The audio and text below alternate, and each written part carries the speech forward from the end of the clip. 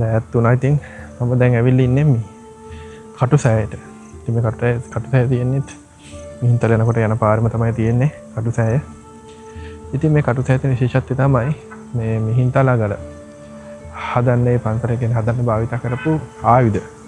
මේ හැම ආයුධයක්ම තැන්පත් කරලා තියෙන්නේ මේ කටුසෑයේ තමයි. මේ බලමු කටුසෑය.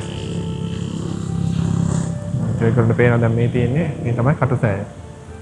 මේ කටුසෑය ඇතුලේ ඒ කියන ඔක්කොම ආයුධ තැන්පත් කරලා තමයි මේ සෑය හදලා තියෙන්නේ. මෙතන ගොඩක් කට්ටිය වෙන දැන් මෙතන.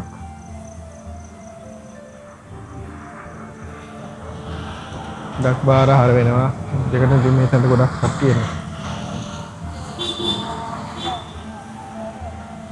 මේ පේනවනේ පන්දු හැම එල්ලලා තියෙන ගොඩාක් ඇවිල්ලා.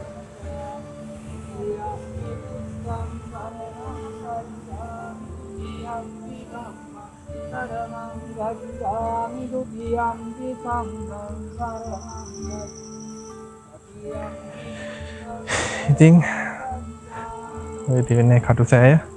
අද ඇත්තට මේ ටිකක් වෙලා මද වුණාට හිටපු තරම් දෙයක් කරගන්න නැත්නම් බැරුණා මෙලවත් එක්ක පොත් බෙදා දෙන්න ඇත්තට මට බැරි වුණා. ඉතින් ඒ ටිකත් හිත දවසට කල් දාගත්තා. එහෙනම් ඉතින් මම හිතන්නේ අදට ගමනක් යන්න බැරි වෙයි. හෙට අනුරාධපුර චාරිකාවේ ඊට ටිකක් කොහොමද කියලා බලමු.